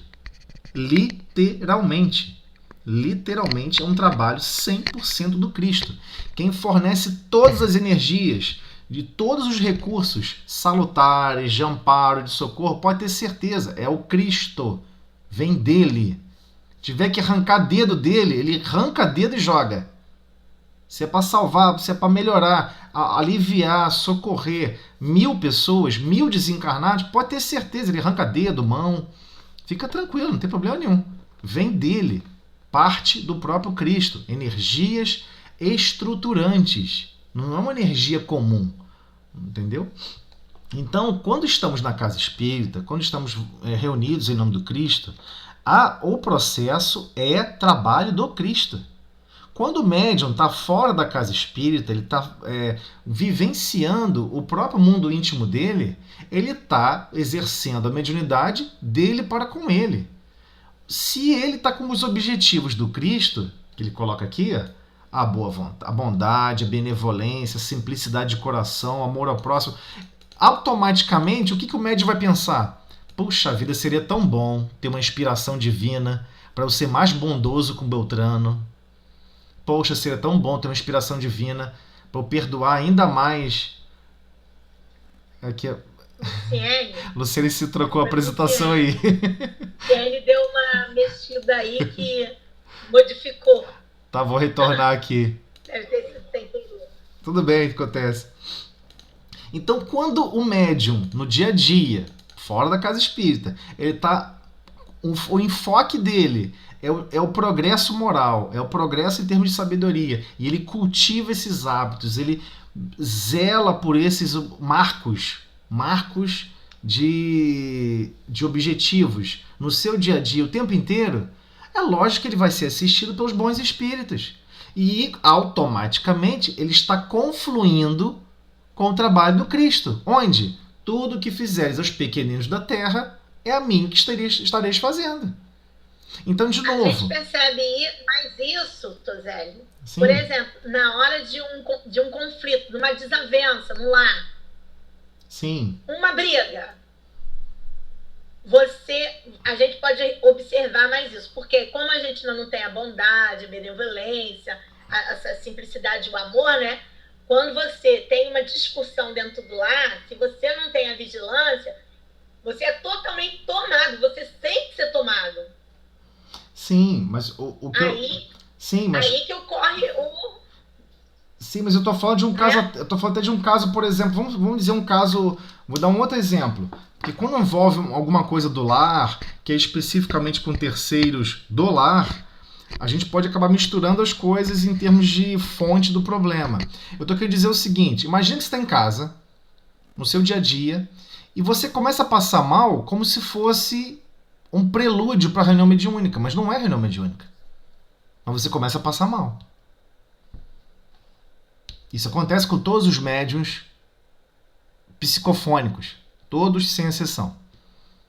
E por vezes procede, anterior a isso, a pessoa estava com um pensamento alterado, estava zangado com alguma coisa estava condicionada a não promover alegria e contentamento e paz interior. Alguma coisa causou um tumulto da paz interior. Ou, pura e simplesmente, há a percepção do pensamento de terceiros que são contrários aos nossos objetivos de vida. E como que nós nos portamos? Primeiramente, a maioria acha que está passando mal. A gente acha que o nosso organismo está com algum problema. Estou ruim do fígado, estou com dor de cabeça, estou com isso, estou com aquilo. Aí vem aquela pergunta, e o hábito da prece? E o hábito da oração? Na oração, não é trabalhar com Jesus? Eu vou dar um exemplo mais direto. Ana está no trabalho. Uma professora da sala ao lado está no trabalho. Ela está bem dando aula. E alguém que é inimigo da professora ao lado, da Ana, né, da sala ao lado, resolve atacar ela no meio da aula. Super comum, nada demais. Espiritualidade inferior não dorme. Não para no ponto. O trabalho continua. Trabalhar no mal não tem pausa. A pessoa empreende no mal continuamente. Mas você está empreendendo com seu pensamento no bem continuamente? Começa o problema aí. Mas não há uma proteção na sala de aula? Há uma proteção na sala de aula. Mas e se a professora passou por um certo desequilíbrio? Está com raiva, desgostosa da vida, odeia o planeta Terra, tudo bom e nada presta. Está num clima de aversão a tudo. Porque é um estado de espírito. Você escolhe viver assim e pensar assim ou não. Você atrai, você baixa as suas guardas psíquicas para se alinhar a esse mesmo linha de pensamento. Mas a Ana é médium. Então o espírito que coordena lá a escola percebe. E a Ana é médium. E ela tem um pouquinho mais de fluido vital lá, né? E ela daqui a pouco vai tomar passe lá no domingo, lá no Galileia. Então vamos arrebentar com a Ana para poder a amiga do lado ficar bem.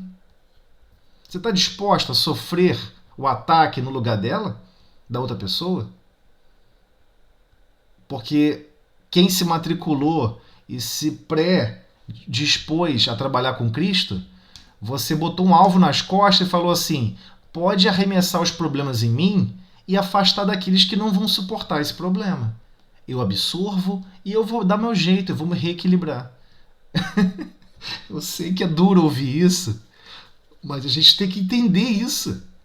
O médium que está afinizado e disposto a trabalhar com Cristo no seu dia a dia vai sofrer diversos tipos de aproximações, até de desencarnados que são ligados, familiares antigos.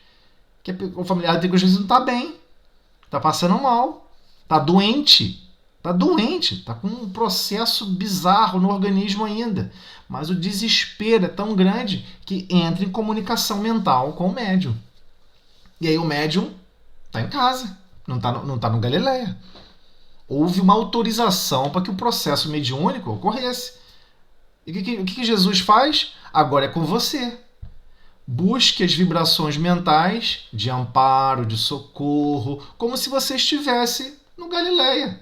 Como se você estivesse lá. Peça ajuda, Jesus, amparo, que amparem. Se for alguém desencarnado, que esse alguém possa ser amparado, envolvido, socorrido. E se eu tiver que ficar me arrastando com dor, com dificuldade e com uma série de moléstias, de sensações de moléstia, não a moléstia em si, as sensações de moléstia, para ser um pouquinho meio sirineu para esse alguém que está fora do corpo físico, que eu faça isso com muita humildade, que eu faça isso com muita consciência, em amor ao Cristo, para carregar essa cruz da dor do outro, de todos os filhos do Calvário que nos cercam fora do corpo físico. É horrível ouvir isso. Porque a gente acredita que mediunidade com Jesus, que a gente vai ficar no Olympus. O cara tá no Olimpo. Vai ser só espírito superior, é tudo vibração máxima. E isso acontece dentro da casa espírita. Acontece. Espíritos de altíssima hierarquia aparecem e fazem tratamentos no Galileia. Isso não tem a menor dúvida. Diversas pessoas já observaram isso. Ué, mas e no restante do momento? Você deixou de ser guerreiro? Deixou de ser soldado do Cristo? Mas qual é o tipo de arma que Jesus usa? Qual o tipo de arma que os soldados do Cristo usam? Qual? O da renúncia. O do se auto-imolar para ajudar terceiros. Se tem alguém desencarnado passando por uma dor maior do que ele suporta, eu estou aqui como sirineu e posso carregar um pouquinho da sua dor, fica tranquilo. Se Jesus autorizou que assim fosse, eu tenho total confiança que ele desejou assim porque ele confia em mim. E eu vou fazer o melhor que tiver à minha altura. Eu vou orar, eu vou ler uma página, eu vou tomar um banho, eu vou me manter, que seja feita a tua vontade, Senhor. Quer que eu carregue sem as pernas? Quer que eu fique sem a visão, Senhor? Eu preciso ficar cego essas próximas horas? Se precisar, eu fico também, Senhor. Para esse outro que está desencarnado ficar se sentindo melhor, eu estou disposto a passar por qualquer tipo de dor. Bem-vindo ao grande serviço de mediunidade com Cristo, fora da casa espírita. Aí entra aquela palavra que você colocou logo no início. Eu sou um espírito fraco, primitivo, não tem condições, é isso que a gente alega. Não é fraco, não, mas justamente por não ser fraco que os médios sofrem esse tipo de aproximação, porque não é fraco. Não é fraco. Eu tô dizendo que a nossa desculpa. A nossa desculpa. Não, mas é normal, é medo. A gente não está consciente do processo. Mas às vezes acontece, ué. Olha, eu tive uma prova disso de vida. Eu não vou mentir para vocês. Isso aconteceu comigo. Eu tava andando na rua, uma chuvarada. Eu tinha acabado de casar com Sandra. Aqui uma chuvarada assim descomunal, alagou tudo. Para chegar em casa, eu morava no Rio com ela, eu tava com água acima do joelho. Andando pelo meio do asfalto, não sabia nem como chegar na calçada, porque a calçada é mais baixa geralmente. E com medo de entrar num bueiro desse da vida. E olhando ali para ver se eu não encontrava nenhum bueiro. Antes de chegar nesse local, eu vi um rapaz lá na rua principal, mas lá embaixo, tipo assim, uns 80 metros de distância, empurrando um carro. Aí me vem a intuição assim, vai lá ajudar ele. Aí eu vou lá. Pra que eu fui fazer isso? Aí lá fui lá ajudar o cara, comecei a empurrar, e o cara, poxa, não tinha ninguém na rua, zero. Não tinha ninguém, comecei a empurrar o carro. Aí daqui a pouco o cara tava mal, né? Tava transtornado, xingando, chutando o carro. Eu falei, calma, meu camarada, vamos lá, vou te ajudar, vou empurrar o carro contigo. O carro vai pegar. Ele não pegou e não vai pegar, o carro vai encher d'água. Cara, vai pegar. Entra no carro que eu vou empurrar. Comecei a empurrar, o carro pegou. O carro pegou no chevetinho, o cara foi embora, agradeceu. Eu falei, vai com Deus, fica com Deus, é isso mesmo, daqui a pouco tudo melhora. Aí o cara, obrigado, não sei o quê. Olha, aí eu acabei de falar com o cara, comecei a ficar tonto. Mal. Aí eu comecei a passar mal. Aí eu comecei a me arrastar pelas paredes, ficava, vou vomitar. Eu vou vomitar, tá acontecendo alguma coisa comigo. E eu tô achando que foi, poxa.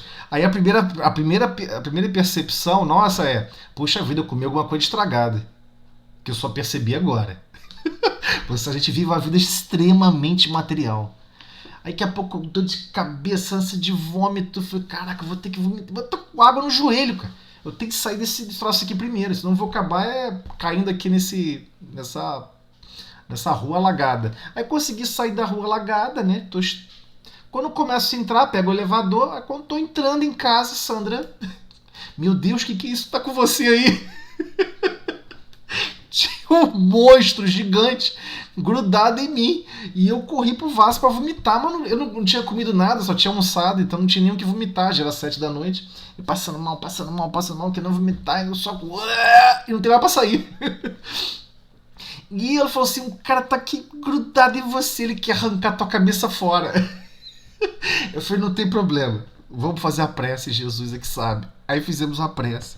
Aí depois eu meditei muito sobre isso, né? Eu falei, caramba, por quê, né? Cara, que coisa incrível. Ou seja, esse espírito estava perseguindo esse outro irmão. Ia fazer de tudo possível e impossível até o irmão, sei lá, o outro se suicidar, cometer alguma loucura na vida dele. Aí a espírita superior observa, joga nas costas daquele ali, ó. Que aquele ali aguenta. Ele se diz trabalhador do Cristo, ele não vai se importar. Ele quer servir para o bem. E ele está disposto a passar pela dor. Eu fiquei pensando muito depois sobre isso, que eu acordei com essa sensação, né? Eu recebi essa instrução fora do corpo físico. Eu falei, nossa, não é que é verdade? Eu tinha 23 anos. Eu casei por 22, tinha 23 anos. E eu fiquei pensando assim, caraca, não é que é pura verdade isso? É óbvio que todo aquele que é trabalhador do Cristo, ele vai querer carregar toda e qualquer dor e sofrimento de qualquer um. Porque ele quer cuidar de todos do Calvário, da cruz. Já passei por uma coisa dessa, foi dentro de sala, fazendo oração dentro de sala. Eu bem lá atrás fazendo oração, daqui a pouco, depois, comecei a passar mal. Exatamente. Eu fiz a oração, comecei a passar mal. Então, mas aí o médium chamado espírita cristão, ele tem que estar disponível. Tem que estar disponível com aquela consciência, aquela confiança absoluta. Se Deus está permitindo, se Jesus está permitindo que eu sinta isso, que eu passe por isso, é porque Ele deseja que eu ajude a carregar um pouquinho da cruz, igual um sirineu. E se Ele acredita que eu tenho essa capacidade, eu farei. Automaticamente você está num estado mental de aceitação, de dor, de enjoo, de não sei o que, não importa o que for. E você vai orar, vai pedir ajuda. Se for seu ou não, não importa. Da onde provenha esse desequilíbrio, que a luz ali se faça. Você usa a prece e mentalmente você tem que enxergar o seguinte: a prece é um grande espelho, é um espelho gigante, um espelho do Hubble, um espelho maravilhoso, como fosse um grande telescópio. Ele permite focalizar a luz do Cristo em cima do problema. E a gente tem que ter essa consciência viva, ver o espelho na hora da prece, ver a luz irradiando, porque não se engane, a luz chega. Se você tiver fé suficiente, confiança nesse processo, a sua boa vontade, o seu querer, o seu ato, criam diferença de potencial para dinamizar a evolução desse tipo de influxo energético nos objetivos necessários. E o bem se manifesta. Ou seja, ele quer que você colabore junto. Você foi chamada e tá. Então, ao mesmo tempo que ele está treinando o soldado a virar capitão, está treinando o soldado do bem a se tornar uma patente superior, ele está promovendo o bem. Faz todo sentido o mecanismo que o Cristo nos coloca, né? Então, eu só queria dizer em relação a isso, por quê? Porque se não ficar aparecendo aqui que, poxa, mas às vezes eu estou na mesa mediúnica e só vem espírito assim, assado, e tem médiuns que ficam às vezes com essa expectativa, né? Eu queria tanto que André Luiz falasse por mim.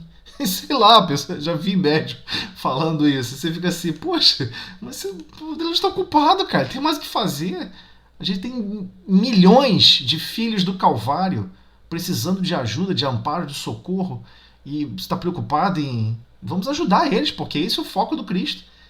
Esse é o objetivo do Cristo. Então, temos que trabalhar no objetivo do Cristo. Então, a gente não pode... a gente precisa entender com relação a isso, né? Ou seja, se a gente quer no nosso dia a dia, fora da casa espírita, estar com as vibrações e associações do pensamento do bem, espíritos que nos animam para o bem, que nos animam para a bondade, que nos animam para a simplicidade, nós temos que estar em consonância com esses mesmos ideais de bondade, benevolência, simplicidade, amor ao próximo. Então, continuando aqui. Sobe um pouquinho. Sim. Você lá em cima, você sublinhou um ponto. Sim. Acho que foi aqui, ó, o espírito desencarnado se identifica com o espírito do médium. Por vezes, o que acontece? Ele não sabe por que se identifica. Por vezes, os espíritos tiveram experiências similares em outras encarnações. Então, o chamado subconsciente, que é o arcabouço básico do espírito imortal, hoje o que a psicologia chama de subconsciente, Joana de Ângeles nos esclarece que é a composição, né? Que é a composição de diversas experiências que criam um arcabouço psicológico do subconsciente, que é o seu eu imortal.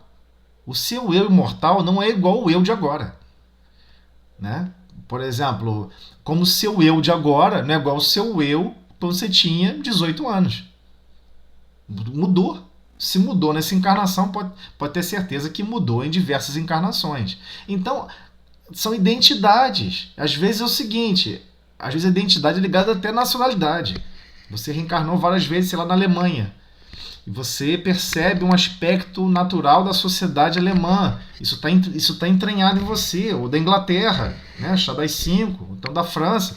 Quer ir para a França, né, Ana? A pessoa quer ir para a França e tal, quer viver a vida do francês, porque ela é francesa. A identidade psíquica daquele espírito reencarnado é francesa.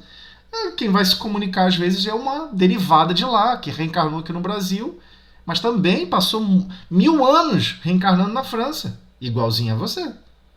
Então existe uma identidade psíquica natural entre o médium e aquele que vai reencarnar. Naturalmente vai ser mais fácil harmonizar as frequências vibratórias para que se processe a comunicação entre esses espíritos que têm esse nível de identidade. E aqueles que não possuem esse nível de identidade, e agora falando sobre o trabalho com Cristo. No trabalho com Cristo, muitos médiuns já perceberam o volume de anestesia que é executado no perispírito do médium para que algumas comunicações ocorram.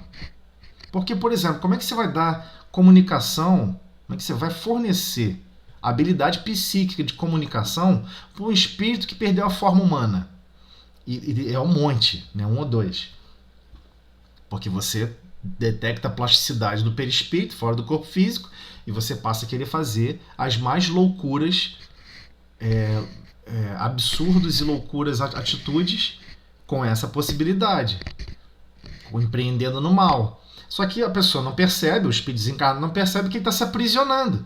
Vai chegar uma hora que ela elasticidade, igualzinho você pegar uma borracha, a elasticidade vai se rompendo. Aquelas fibras psíquicas estruturantes vão se desgastando. E a pessoa perde a forma humana e não consegue voltar. Ela mesma não consegue voltar à forma humana. Está sem dedo, está sem braço, está sem perna. Né? Perde, até fica desfigurada. Então, quando ocorre o processo de comunicação mediúnica, por vezes o perispírito do médium tem que ser anestesiado, porque igualmente será anestesiado o perispírito daquele irmão para que possa absorver recursos que desconecte aquela energia perispiritual do psiquismo do próprio espírito desencarnado. Então, há uma tarefa ali física, mecânica, digamos assim, perispiritual que ocorre com o espírito comunicante, que o médium não precisa literalmente estar participando. Então é anestesiado. Então às vezes a anestesia é feia. Perna, braço. Os médios sentem isso. E graças a Deus, né? Olha a beleza que é a mediunidade com Jesus, né? Tem uma anestesia top. Então, compreenda essa anestesia para que ocorra. Mas a questão da identidade é nesse sentido. É de afinidade, é algo sutil. Por isso que eu não gosto muito dessa palavra simpatia. Não é que tá tratando de antipatia e simpatia. Porque aqui simpatia não está tratando em relação a isso. Simpatia aqui não é um antônimo de antipatia. Aqui simpatia, o sinônimo é afinidade. Né? Existe uma afinidade natural ali, né? Então, às vezes afinidade por N motivos. Né? Sim. Ainda bem que nós vamos voltar a esse tema no livro dos médios, né? Sim, vai ter. Esse assunto, ele vai ser... Essa frase que está aqui mais para baixo é do livro dos médios, né? Então, esse assunto ele é muito complexo e vai ser trabalhado por um bom tempo. Aí eu só peço desculpa aí que a gente não pôde avançar no restante, né? A gente ficou... É bem longo esse texto. Mas é bem, assim, é bom nós... Eu prefiro... inconsciente, né? Sim, eu prefiro parar aqui a frase e a gente entender um pouco melhor. Não criar nenhuma ideia torcida, né? Distorcida, muito menos. Então por que eu não estou atraindo os bons espíritos na mesa mediúnica? Não é isso. Não é isso. É a mediunidade, né? Quantas horas tem uma semana? 168 horas, né? Então, dessas 168 horas, 1h30 você está na casa espírita na função mediúnica. Mas tem mais de 160 horas fora da reunião mediúnica, né? E o que você está fazendo nessas 168 horas? Essas 165 e meia, vai. O que você está fazendo com a sua mediunidade? Tecnicamente, você está muito mais tempo como médium fora da mesa mediúnica do que na mesa mediúnica. Do que no... Então, a gente já sabe o nível de trabalho que ocorre de mediunidade na mesa mediúnica. Cabe a cada um de nós, no nosso trato social, né, de convivência, a gente tentar obter o máximo, para obter o máximo de atrair os bons espíritos, nos inspirarem, né, com relação às nossas metas morais. Né? Você cria uma meta para bater. Não, eu quero melhorar minha bondade, quero melhorar minha benevolência, quero melhorar minha simplicidade, eu quero não me irritar com ninguém. Alguém chegou, me irritei, opa, tá errado, eu tenho que fazer o contrário, eu vou sentir diferente. Se a gente não se implantar essas metas, não tem como vir inspirações para... Né? Como se alguém quer cavar um poço, se quer cavar um buraco no chão, mas... Ah, não, eu não quero cavar com pá. Ah, não, eu não quero cavar assim. Ah, não. Então você quer cavar com o que então, né? Então, quando a gente se propõe a cavar novos recursos dentro da nossa alma, a gente tem que usar os instrumentos que nos são fornecidos durante a vida. E é a convivência, é o problema. Vai surgir um problema. Sempre surge um problema teste. É engraçado. Às vezes eu fico me sentindo parecendo que eu não tô... Fico meio absorto, né? Meio que fora do corpo físico quase. Eu fico vendo o problema de fora assim, e fico, caramba, parece que está me perguntando, e aí, você é paciente mesmo? Vamos ver se você é paciente mesmo.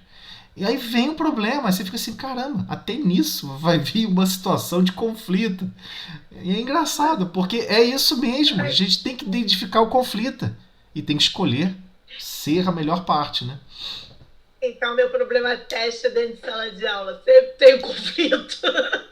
Normal. Mas é só, é maravilhoso quando tem um conflito. Porque nós estamos às vezes com 1.000, 3.000, 5.000 encarnações sem se importar com conflito. Surgiu um problema. Ó, como é que uma rainha, no passado, resolvia um problema? Alguém falava assim, olha, tá tendo um problema de infecção no vilarejo. Ela chamava o exército, mata todo mundo daquele vilarejo para a infecção não se espalhar. Aquela vaca tá com carrapato, mata aquela vaca. Ah, mas é só um carrapato. Mata a vaca, tá resolvido, o carrapato morre junto. Aí você fica assim, mas isso não tem sentido. Não tem sentido hoje. Naquela época, todo mundo concordava com isso. Nossa, que sabedoria. A rainha pensou muito bem, porque ninguém se importava com nada. Nós evoluímos muito moralmente. A gente não percebe. É fácil não. Vamos para a prece. Lúcia, então, faz a prece aí pra gente. Então você marca pra gente aí então, Ana, o parágrafo? Aham, marquei. Tá bom. Nós paramos aqui. Jesus, nosso mestre, agradecemos, Senhor, essa oportunidade desses estudos, Senhor, que tanto nos esclarece, Senhor. Pedimos por todos nós aqui presentes, cada lar representado, Senhor, e agradecemos por mais essa oportunidade. Muito obrigada, Jesus, graças a Deus. Essa prece, Senhor, pedimos permissão para terminar o estudo da noite. Muito obrigada, Senhor. Ô, Tosélio, sim. Tem, na filosofia, eu acho que tem uma parte da filosofia muito interessante, porque ela fala sobre a necessidade, né, de nós estarmos dentro desses fluidos, né, da natureza, de todos os... sim. do vegetal, do mineral, nós sentimos isso e buscarmos ser seres melhores, né? Deixar nossas marcas. Aí você falou em todos esses níveis, né? Sim. De vida. Eu acho que essa pontinha dessa parte filosófica que faltou no Kardec aí, não. Mas Kardec trata disso de uma maneira um pouco mais... Centralizar. Não, Kardec até trata desse assunto, mas ele não trata... ele trata de forma implícita, né? Um pouco... Por exemplo, se você reconhece que todos os reinos, de tudo que tem vida, e ele deixa claro que o reino mineral tem vida, que é algo que a filosofia não compreende. A filosofia... Boa noite. A filosofia humana tradicional olha, por exemplo, para o ambiente pedra, terra, tijolo e acha que não tem nenhuma energia condensada ali associada a alguma inteligência. É a visão hoje materialista que às vezes até imposta pela filosofia. Não no sentido pejorativo da palavra, mas a filosofia não vai ficar se contradizendo contra a ciência da Terra, né? Ela compreende. Mas ao mesmo tempo ela passa aquela visão. Olha lá aquela, né? Aquele diamante. Ele aceitou pressão, ele aceitou um monte de coisa e se transformou. Mas a pessoa fica acreditando que não tem nenhum princípio de inteligência ali para reorientar todas as moléculas de carbono e dar origem ao diamante. Porque é um estado alotrópico, do carbono. Né? De assistir, porque assim, é um despertar, né? Porque nós já sabemos pelo Cristo, pela doutrina, né, que nós temos que ter atos de bondade, essa questão de você ter a benevolência, né? Aí ele traz você nessa questão de você ser humano, né? Sim. De você agir como um ser humano que desenvolveu as suas mais potências, mais virtudes. Eu acho tão interessante nisso. Só que nós somos ainda tão, duro aí, tem que ficar ouvindo para lembrar. Não, mas é melhor ouvir e perceber que é importante, porque tem gente que ouve e acha que não tem importância nenhuma. Esse é o problema. Então, por exemplo, o Livro dos Espíritos deixa claro quem foi o precursor do Espiritismo. Ele deixa claro, Sócrates. Ele coloca lá, Sócrates. Ele fala de Platão. Ele cita... A gente vai iniciar aquele estudo do Livro dos Espíritos. E o mais pesado de iniciar o estudo do Livro dos Espíritos, qual é o problema? A introdução até o livro, até a pergunta o que é Deus, é basicamente 90% de toda a filosofia desenvolvida e elaborada na Terra, da mais nobre. Só que ficou altamente resumida ali, entendeu? Eu fiquei tão pau da vida quando eu li ali na introdução do Livro dos Espíritos que ele não precisava reencarnar. Depois que eu vim entender por quê. Mas diversos... Ai, que cara... Mas diversos espíritos desses não precisam reencarnar. Ó, você vê. Quando li, eu falei, caraca, não acredito. Tem aqueles anônimos. Você tem contato com aquele livro Renúncia, né? Alcione. Né? Chega e fala o seguinte: não, eu vou lá, eu vou ajudar. Ainda eu ficava assim, Sócrates é muito metido, não precisava reencarnar. Que negócio é esse? Não precisa. Por que ele precisava reencarnar? Ele vem como tarefeiro. Ele não tem nada mais a aprender. É isso aí. Não tem nada. Nada ajuda ele. Você vê, por exemplo, os discípulos de Pitágoras relatam que Pitágoras lembrava como se fosse, assim, semanas passadas as encarnações. Pitágoras era reencarnacionista. Ele lembrava das outras reencarnações dele. Ele lembrava. E você vai observando lá os versos de ouro, né, de Pitágoras, e o cara pega e fala, eu juro.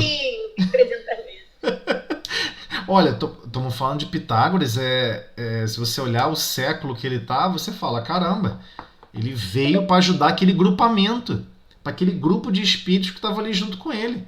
Ele decidiu reencarnar, pediu autorização ao Cristo e recebeu autorização. Aconteceu isso com Alcione. Alcione estava naquela estrela, estava fazendo um trabalho num conjunto de estrelas, já não sabia nem o que era um corpo físico há, sei lá, quanto tempo. Sei lá, milhares de anos. Aí ele chega, ela estava fazendo um trabalho importante, aí ela tem aquele lampejo que ela precisa auxiliar esse grande amor da vida dela, porque ela tem uma ligação profunda. Ela detecta profundamente a ausência que ela estava causando, né? A dor e sofrimento que ela estava causando devido a essa distância toda, né? E ela faz uma requisição a Jesus, pedindo para reencarnar, para ajudar ele, né? E ela vem, e a narrativa no início... Mas ela não conseguiu, né? Ela não conseguiu a ele, ela conseguiu ascender cada vez mais e o irmão, ela não conseguiu. Não, mas aí é a diferença de quem é locomotivo e de quem é vagão. Não vai ficar achando que a locomotiva vai ficar tipo puxando para frente toda a vida. Ela deu uma puxadinha nele por alguns quarteirões. E depois é com ele. É com ele. Porque não se esqueça, assim que a gente desencarna, vou te contar o que vai acontecer. Assim que a gente desencarna, nós temos a oportunidade de, dependendo de como você desencarna, você tem a oportunidade de rever. Tem pessoas que desencarnam e ficam num estado meio que dormindo. Aí a pessoa tem a oportunidade de rever, sabe o quê? Minuto a minuto da vida inteira. Minuto eu acho isso a muito minuto. triste. A pessoa diz que não lembra. Eu não lembro o que eu fiz semana passada. Fica tranquilo. Você vai desencarnar e vai lembrar. Minuto a minuto. Mas é isso, de tudo mas não é que isso você que fez. causa o desequilíbrio do espírito? Porque Sim. aí o que acontece? A gente fica desequilibrado e enlouquecido de ver os erros. Então, mas eu estou dizendo que esse grau de percepção da própria encarnação não é uma regra absoluta. Se for fazer mal, é claro que não vão deixar, né? Mas para alguns espíritos que já estão com a consciência bem dilatada, principalmente os espíritas, é uma bênção, né? Porque eu você, tenho uma colega porque ela você não é pode espírita. anotar, caramba, eu não tive paciência, poxa vida, eu achava que eu era um pouco mais fraterno. Não é que eu não sou tão fraterno? Você consegue ver um balanço geral mais fácil, né? Então, Zé, Sim. essa minha amiga, ela não é espírita. Ela levou um coice de um cavalo andando de moto. Ela falou pra mim, Caraca. Ana, Meu eu Deus, caí, eu pensei que eu tivesse morrido. coitada. Eu vi toda a minha vida passar na minha frente. Exatamente. A maioria narra isso, e não é à toa. Por quê? Não mudou, ela não mudou, porque ainda tá aí lutando. Mas ela contou, eu achei tão interessante dela contar uma coisa que nós espíritas já sabemos, né? Sim, mas muitas, Passou por ela, disse que toda a vida dela. então, mas muitas pessoas que passam por isso, a pessoa muda completamente. Eu já conheci pessoas que tiveram experiência de Vocês quase querem parar de morte. falar que eu preciso sair daqui? Isso é extremamente interessante. Tá ok. Boa noite para você. Boa Não noite, vou ficar Fátima. mais, mas tá muito... Fátima, Olha, vendo os que Helena foi Galvão, Fátima. interessantíssimo. Não, foi interessantíssimo. Assim, me deixou aqui sem palavras. Porque eu fiquei pensando muito em diversas partes aqui, nessa questão da mediunidade fora da casa espírita. O quanto é importante o que a gente aprende lá ser aplicado aqui fora, Sim. né? Cada vez mais a gente vê Exatamente. que lá dentro é a nossa oportunidade de aprendizado. A gente não tem que ser bonzinho lá. A gente tem que ser bonzinho aqui fora. Exatamente. Porque lá a gente vai para aprender. Exatamente. E aí eu fiquei... Eu tô impactada, muito impactada. Boa noite para todo mundo. Boa noite. Tchau, tchau. Boa noite. Ô, tchau. Zélia, eu não quero mais ser rica, não, hein? Vi, ó, Eu quero sair desse planeta. eu te falei. Automaticamente pessoal. vai ser rica por 10 Boa minutos. noite. Boa noite, Lúcia. Eu quero Boa noite, ser José. igual a Sócrates. É isso aí. Precisar, mas gente, Só sei que nada sei. Tem que ser igual a sorte. Só sei que nada sei. Uma boa noite pra Tchau, vocês. gente. Tchau, boa tchau. noite.